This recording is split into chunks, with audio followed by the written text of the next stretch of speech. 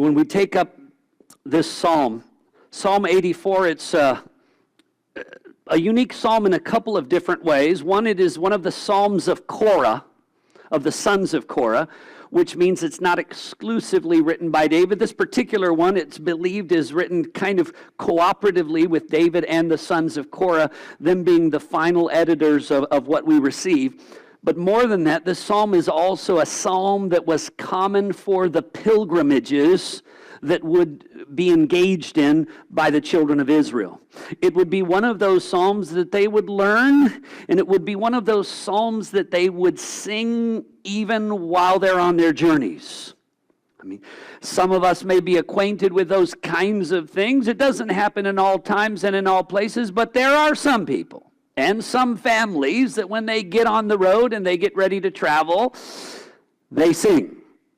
Or at least in centuries gone by, that used to happen. Now everyone is so independently isolated on their unique and particular devices that they are plenty well engaged. But once upon a time, there was little to do when you were journeying by car.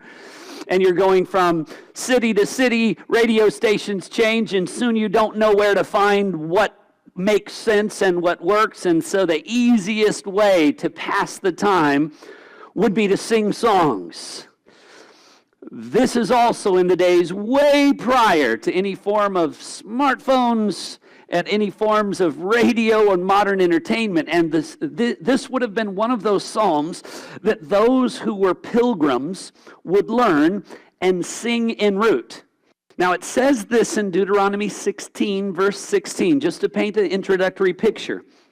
3 times a year, your males shall appear before the Lord your God at the place that he will choose, at the feast of unleavened bread, at the feast of weeks, and at the feast of booths. They shall not appear before the Lord empty-handed. All right, so this was that introduction. So at least 3 times a year, wherever the people lived, at least the men, and oftentimes they would bring families along. Some of us will be acquainted with the occasions where God would choose a particular place, and Elkanah would bring with him his wife Hannah, and family members would join in on some of these pilgrimages. But it was required that at least the males be there 3 times a year. And so they made this journey with some degree of regular frequency, and this would have been one of those songs. And the idea of the children of Israel in the wilderness and passing through, and the idea even for all the children of Israel to continue to have these pilgrimages, like David would say, I am a pilgrim as were all of my fathers before me.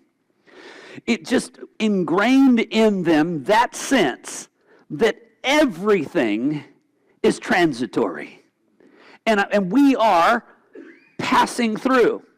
The part of the idea even of the feasts of booths where they would live in tents was just to remind them, this isn't it. This isn't what it's all about. These houses, these homes, these towns, cities, metropolises, seasides, whatever it is, all of the things that are around, we're passing through. These aren't what we cling on to. And that idea of being pilgrims in the New Testament reminds us that we also, as children of God, are pilgrims and exiles in this present world. This is not our final destination. And there is nothing here worth doing or clinging on to that compares to what God has prepared for those who love him. Nothing. And so that perspective of a pilgrim, I want us to consider that idea today as we unfold this passage to some extent. The first thing that I want us to see in this passage, and you can look there with me, is something of the pilgrim's passion. It tells us this in verse 1. How lovely. Now, some older translations there say, how amiable, which is not strong enough. You know, usually we'll say that to somebody's amiable who's reasonably friendly. That doesn't carry the weight. How lovely itself isn't even as strong ultimately as the word here is in the Hebrew. It carries a stronger sense. How absolutely beloved. How love-worthy, as opposed to just how lovely. Because, I mean, we could say lovely, and actually we don't. I mean, the British use the term lovely far more frequently than we Americans do. We don't generally say, oh, that's a lovely dress, and that's a lovely flower, and we don't generally use that as an adjective so often here. And if we do, it's just generally a reasonably soft compliment. This isn't meant as a soft compliment.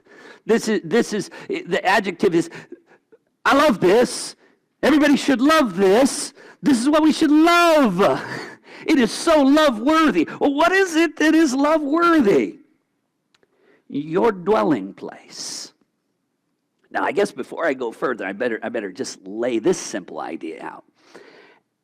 At the time that these were being written, David and the sons of Korah, we don't have fancy, beautiful tabernacle and temple. You know what we've got? A tent. I mean, it's covered in animal skins. I mean, it's not something that generally that you would see it far off and say, oh, wow.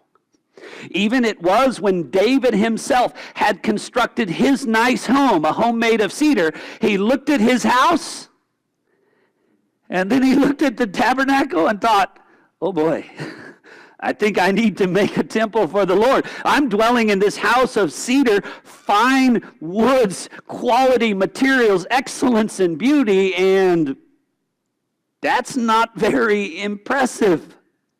Well, here it's saying how love-worthy is your dwelling place, and it's not a reference to the architecture.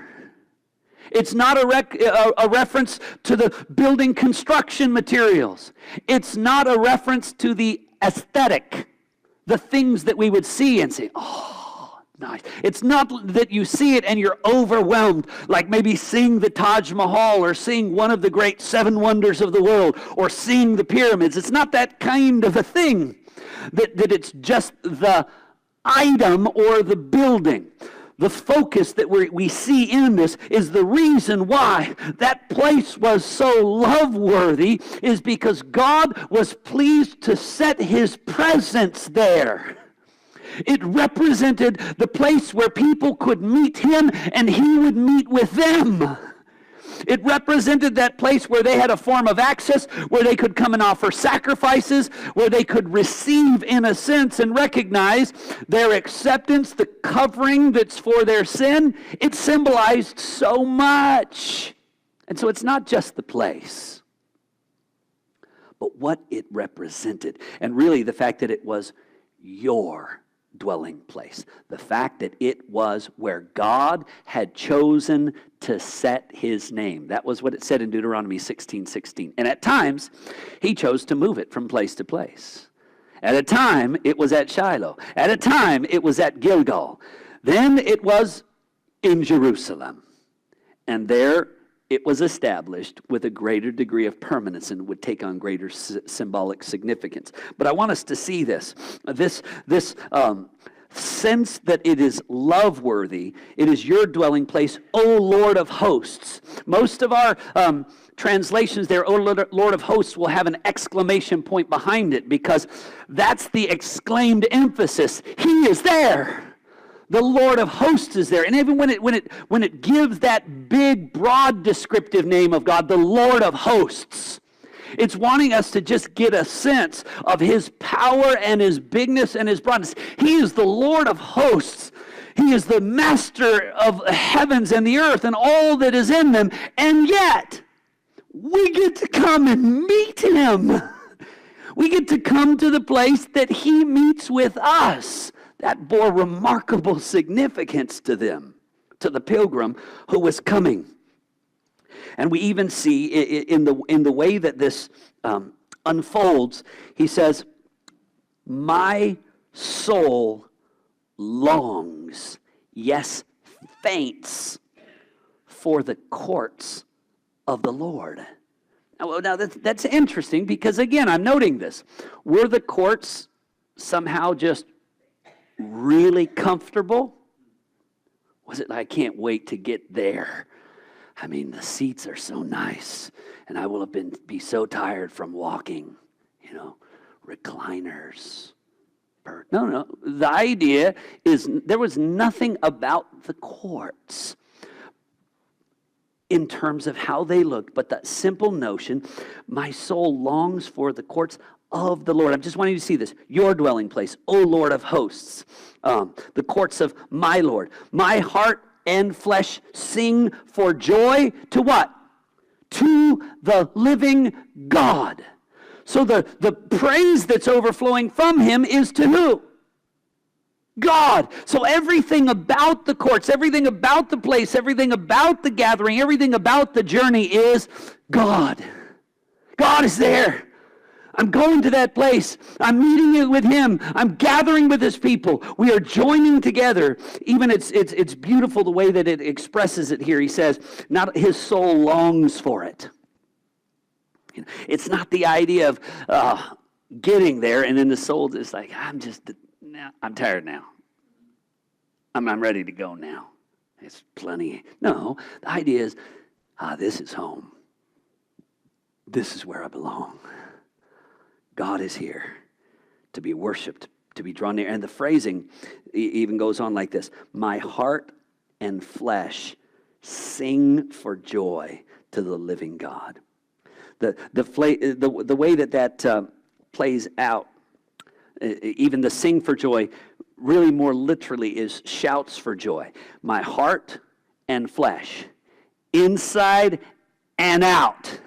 I am absolutely wholesale, totally given to my God in worship.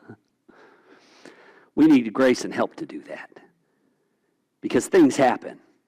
I mean, I've heard of occasions where in a church service, before the word was even preached, electricity went out and songs were started in the wrong key. And then singing was done without slides to sing to. And those kind of things can potentially be distracting if that's all you're there for.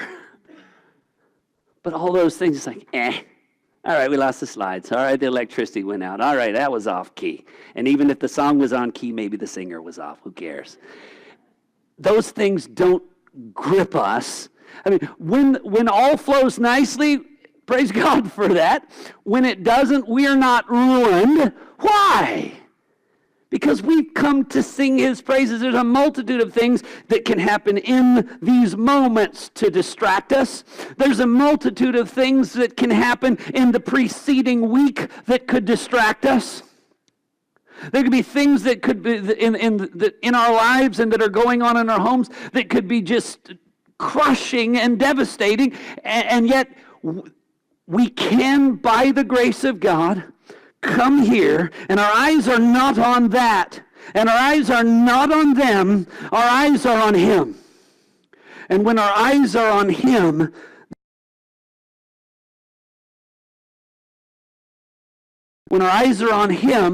there is hope. When our eyes are on him, there is strength. From my own experience growing up and talking with many, it seems that in so many families, Sunday mornings are the best mornings to fight. I mean, they're the most frequent mornings that people are running behind. And they're the particular mornings that people's interaction regarding running behind and regarding everything it just all seems more edgy. And so it's just easy to come messed up. Just distracted, frustrated, and disturbed. The psalmist here helps me, and hopefully helps us to say, but as we come, we're not thinking about where we're coming from. We're thinking about where we're going. And not just where we're going, but who we're coming to, who we're drawing near to, what he's all about, what he's worthy of, his beauty, his power, his riches, his grace. He's so caught up. The passion of the pilgrim is so much that he describes it here as even a longing for the benefit of the birds. What do I mean by that? He's thinking about this tent that is the dwelling place of God, and he says, as he's reflecting on it, he's like, birds get to fly in there and make their nest near the temple, right in the temple, and they get to be there all the time. I kind of wish I was a bird. I kind of wish, because there is that sense in which, as you are so caught up and as your whole heart and soul are focused on him, that everything falls away. And those things that you can't escape from, those things that you can't control, those things that would in some sense destroy you, as you are caught up on him, as you are near to him, nothing has its power over you. I mean, the pilgrim would have this notion that when I go back again in life, it's back to the daily grind, the responsibilities, the duties, the demands, the stress. But when I'm there during the pilgrimage, it's all wholesale him. Wouldn't it be great if every day that's where I was? These birds, they get to go in there, and he uses these birds. The first one, when he says bird, is like just a simple tweeting finch. And then the second one, it says sparrow or swallow. These were like the most ordinary, the most common, the most inexpensive birds. These aren't birds that bird watchers are going to be like, oh, nice. They're not the kind of things that that's the most beautiful bird song ever. No, these are just the far more ordinary birds, a dime a dozen, all over the place. There's nothing significant about the bird, nothing valuable about the bird. But he looks at that bird and says, man, I wish I was that bird. Why? Not because he can fly. Hold yourself. Not because he can fly. Why does he want to be that bird? Because that bird gets to make a nest right there in the temple of God. Not only does he long for the life of the birds, he says it there as we move in through verse 3, and that's where she gets to have her lay the eggs and all of that. He says this, verse 4, blessed are those who dwell in your house and ever sing your praises. They're saying, wow, longing for the life of the Levites. Wow, I wish I was like the birds and I could be there. I wish I was like the Levites and never had to leave. That this is where I always was. Which is probably and potentially different than some. They come to church like, I can't wait to get out of here. I hope nobody talks to me. No. That ought not be our spirit. By the grace of God, we come to draw near to God. And there is something about coming together in the communion of the saints, with united voice and united heart, with like love, that brings a richness. And that was part of these pilgrimages. Oftentimes, remember, a lot of these pilgrimages, it wasn't just one isolated group. As they went, the groups would be larger and larger, and subgroups joined together, singing together on the journey to reach that destination. I want to move on to the second thought. The second thought in this passage, I would, from the pilgrim's passion, want to look at the pilgrim's power. It says this, blessed, verse 5, blessed are those whose strength is in you, in whose heart are the highways to Zion. Such an interesting phrase there. Blessed are those whose strength is in you. Now, where does that mean the strength is not? In myself. Even more than that, the strength is not even in numbers. Okay? There are some who think that, oh, you know what, when I went to that occasion, maybe that conference or that thing, there were thousands of people, and with the thousands of people there singing, I just felt this great spiritual strength. Well, as encouraging and refreshing as the saints and the communion of the saints can be, our strength is in who? The Lord. That one of the strong emphasis in the scripture is it's not absolutely and totally the number. For a group of Jews, I mean, you've heard it before, oftentimes you would have to have at least 10 men representing 10 families in order to form a synagogue in a given city. Okay? So 10 men. And into that kind of a situation, then you would have a synagogue, and in that synagogue you would have the rules of the synagogue, and then you would have somebody violate the rules of the synagogue, and then you would have to have witnesses come against them and put them out of the synagogue or bring them in. Well, the New Testament removes those things, and it says, where 2 or 3 of you are gathered in my name, I am in the midst of them. That what used to seem to have to be 10 and or more, it's not in the numbers. It's in the grace of God. It's in the power of God. And so the power of God is manifest in the small group. The standards of God, the righteous judgments of God are manifest in the small group as well as the big group. Is it not? Ought to be. And so what we see is this, their strength is in you. And it says, in whose heart is the way. What's interesting is this. Psalm 28 verse 8 says this, the Lord is the strength of his people. So, and now this is so helpful as well, because along the way, depending on where you're coming from, you can get weary. You can struggle in the journey. On these kinds of journeys, remember, you pack up your things. There can be lengthy stretches between one town and another town. There can be places where you're going a long way and there's not a lot of tree shade. A long way and there's not a lot of water or juice stands. Right? A long way and you can get weary and you can be flagging. And you can be struggling. And he reminds that even in that, blessed is that God is the source of our strength.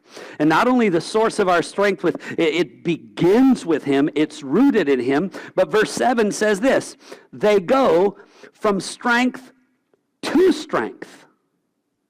Each one appears. So we have that reality.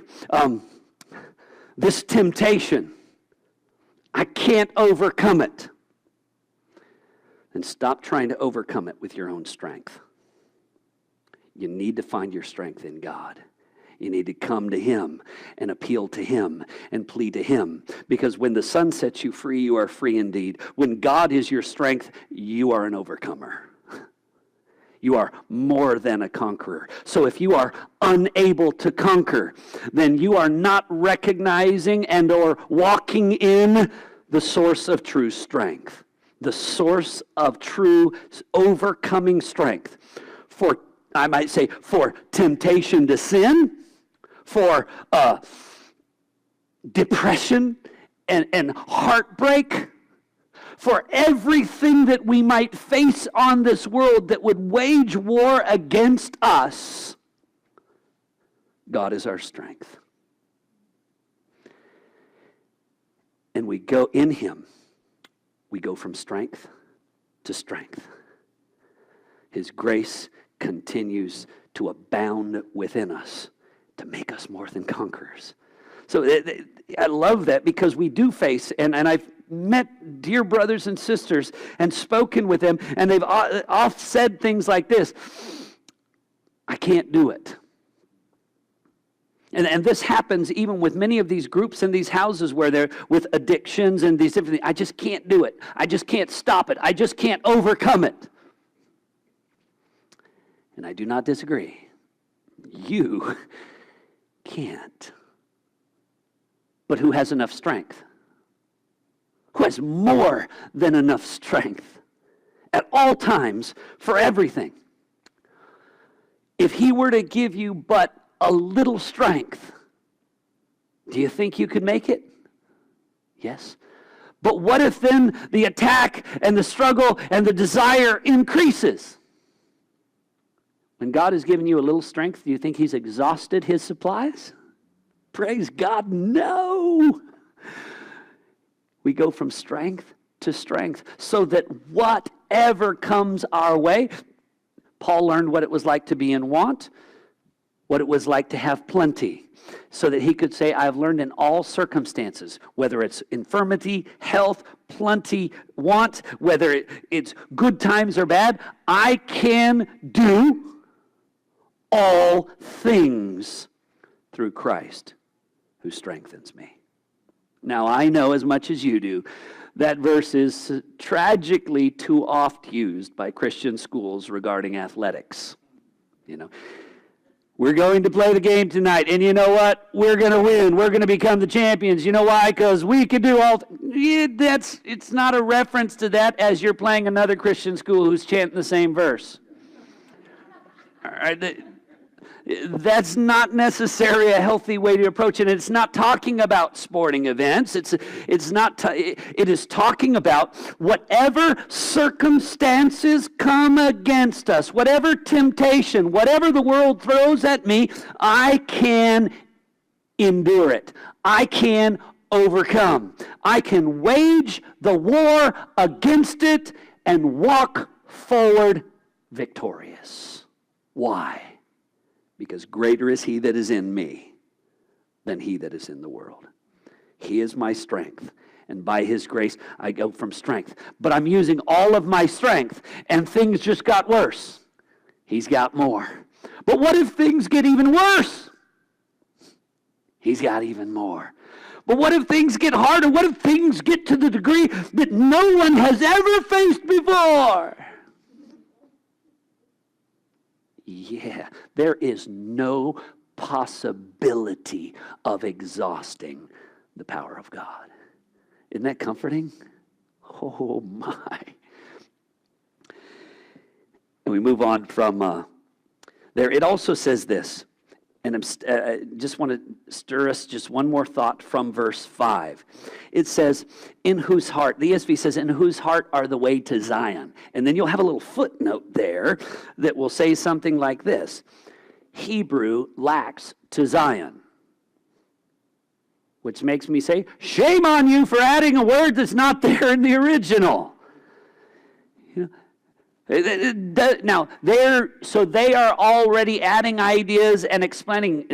It simply says, in whose heart is the way. That's interesting, isn't it? A simple idea, which really the King James says, in whose heart are the ways of them. And the of them is not in the original either, so shame on them. Some of the newer translations simply say, whose hearts are set on the pilgrimage, because they don't know what to say. But this is not an indiscriminate idea. The idea here is this. It is for those whose hearts are committed to this pilgrimage, that are committed to this way, that are committed to this journey, that are committed to this God. In other words, somebody wants to think this. I'm not getting strength. If God will give me strength, then here's what I'll do. I will respond with commitment. Is that the natural process men like to do? If God will give me strength, then following him giving me that, I will give him commitment. What is this saying? No. It's those in whose heart is the way. It's those who by grace their hearts are given to him. It's those whose hearts are committed to him. It's those whose hearts are drawing them, leading them to the presence of God. It's them who find strength. You don't barter for strength. It's when you are wholly given to God, you find that you are the one who has strength. The the blessedness of this. Rarely do I do this, but I'm just going to read this little comment by Spurgeon on this section. He says this: "He is not, however, indiscriminate in his eulogy, but speaks of those who heartily attend to the sacred festivals. The blessedness of sacred worship belong not to the half-hearted, listless worshipers, but to those who throw all their energies into it. Neither prayer nor praise nor hearing of the word will be pleasant or profitable to persons who have left their hearts behind them. A company of pilgrims who have left their hearts at home would be no better than a caravan of carcasses, quite unfit to blend with the living saints in adoring the living God." I thought he just had such a poignant way of saying that it isn't to be listless. I mean, how could we give anything but our whole heart if we really understand who he is? I mean, if we understand who God is, we understand who Christ is. I mean, these are the most sure and foundational realities of the entire universe. I mean, more factual and foundational than any of the laws of nature or gravity that men have ascertained by observation. The foundation of everything is there is a God, and he created the heavens and the earth. All men are accountable to him. He sent his Son to seek and save the lost. There is salvation in no other name. Every moment of this life and everyone's life will be called into account before the judgment of God. God is all that ever matters in anything. And we put so much value in so many other things and give so much energy and effort to nothing. And sometimes not only to nothing, but to things that are distracting. To things that are, there's a sense in which the Scripture speaks of disobedience and sinful practices. So often in the Old Testament, it speaks of it as a rebellion against and a despising of God. And I know there's a lot of believers or professing believers and churchgoers who would never turn and say and raise their fist to God and say, "I don't care what you say. I don't care what you want. You don't matter to me." They're not going to do that. But what we don't get is when we do those things that are displeasing in his sight, it is despising of him. We think that we're just doing it over here for ourselves and it's not affecting anybody, not realizing, no. You're despising him. That's not right. That's not healthy. In whose heart is the way. There is no strength. There is no hope. There is no life if your heart is not in the way. And someone says, then how can I fix my heart? Can a man fix his own heart? He cannot. God must, by his grace, circumcise the heart. We must fall on our knees to cry out to him and say, "Oh God, save my soul. Oh God, take me and make me new. God, take me and change me. I cannot do it on my own, and I've proven all that I am comes against you." Here is that. It's just such a stark difference that he's in this picture he's painting here. In Zechariah 10:11, he says these words, the Lord says, "I will make them strong in the Lord, and they shall walk in his name." If you want to walk in the name of the Lord, in the way of the Lord, the strength is not in you, and it's not in me. Where does that strength come from? God himself, and that's who we look to. Want to move on, if I would, quickly here. It goes on in this passage, and it says this in verse 6. As they go through the valley of Baca. Now, they make it a place of springs. Part of the challenge with this, there is no place that was called the Valley of Baca. The word here that is Baca is it is simply a word that means this: weeping and tears. And so this is important to note this. The children of God, whose hearts are given to Him, who are drawing near to Him, they still will find themselves at times where? In the Valley of Baca. If you were to translate this in the way that it's been translated by, say, the Septuagint and others, in the Valley of Tears, in the Vale of Tears. And the Scriptures are able to paint for us just an amazing picture. Is in the Vale of Tears, the place of this desperation and this pain and this tragedy. It says, as they go, they make it a place of springs. So a place of springs is the place people want to go, a place where people are refreshed and comforted. And so how is it?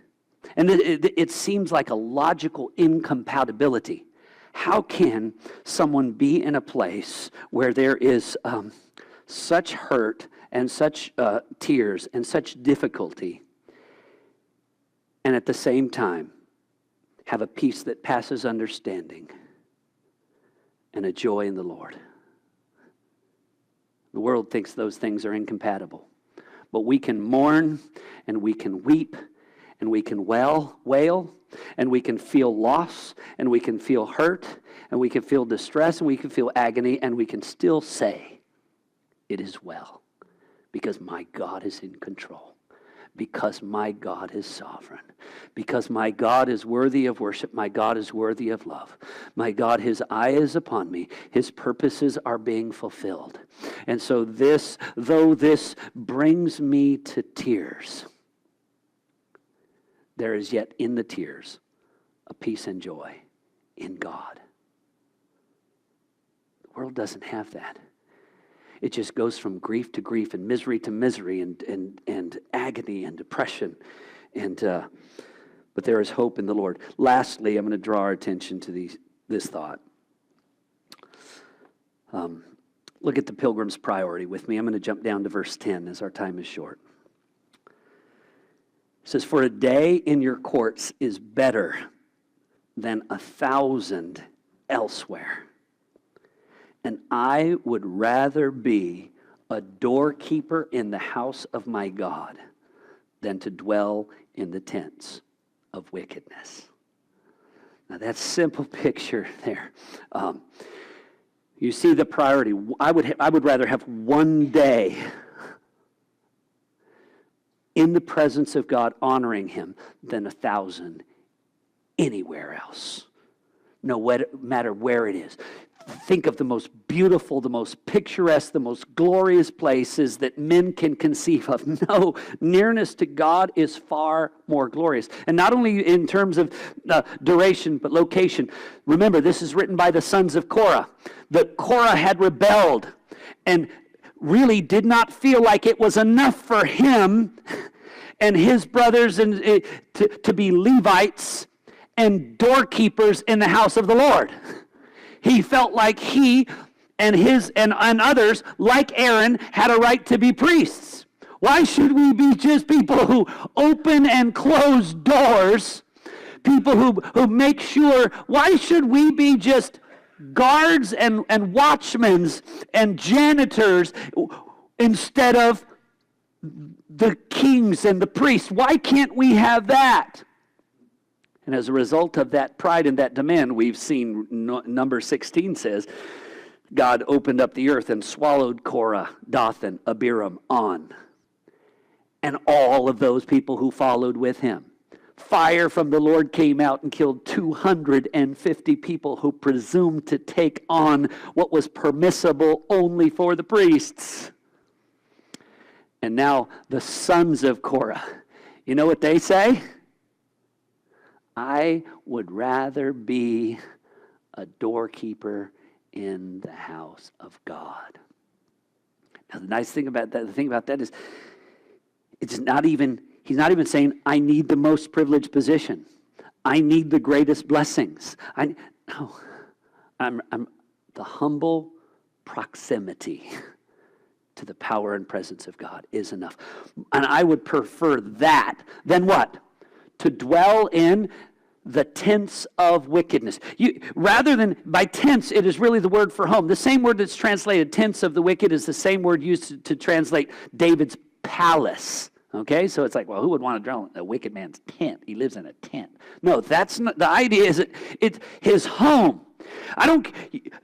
These wicked people who are doing all of the things that appeal to their flesh, all of the things that satisfy their pleasure, whatever they want, they don't restrain themselves from. But you know what? I'd rather have one day, and I'd rather be a doorkeeper in the house of God, which has a limit to what he can do and a limit to where he can go. But he's not worried about what he gets to do and where he gets to go and where others get to go. I'm near to my God. I'm near to my God. I'm in the service of my God. That's all that matters. You could say, but what about this guy? What if you could go and live with them and just follow your heart's content? All of the pleasures that the world can pour out to numb you, to distract you, to give you that sense. And the person whose heart is on the way, whose strength is in the Lord, whose pilgrimage and passion is God. You know what he says? I'd rather have limited bounds, limited privileges, than have absolutely abandoned wantonness. Because this is better. This is more glorious. Now that priority, that's not a priority that comes naturally. That's a priority that God alone works in the hearts of his people. And so he would stand there, stand at the threshold of God in just a menial duty to God, a limited proximity. And in all of that, I'm going to end with this simple review. I guess there's so much in this chapter that we've not been able to, and surely not been able to do it justice, but I want to just draw our attention in closing to three thoughts, because in this chapter there are three blesseds. And one is in verse 4. Blessed are those who dwell in your house. It is so blessed to draw near to God, to come together and seek him, worship him, and sing his praises. Verse 5, blessed are those whose strength is in you, in whose heart is the way. Blessed are those who know God with a new heart and find their strength in him. And verse 12 ends, blessed is the one who trusts in you.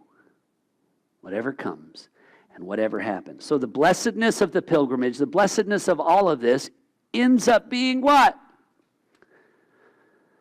God is what brings his people together in communion. God is what moves the hearts of his people. God is the source of strength of his people. God is the grounds of the singing and praise of his people. God is our all in all. And the way that this is painted out so often in the scriptures is, don't pretend there's a middle ground. Either God is your all in all, or something else is. If you are not all in for God, you're not in. God doesn't save your foot or your arm. He saves you. He saves the entire man, and that is inside and out. May we know that grace. May we rejoice in that grace, and may we draw near to our God in praise.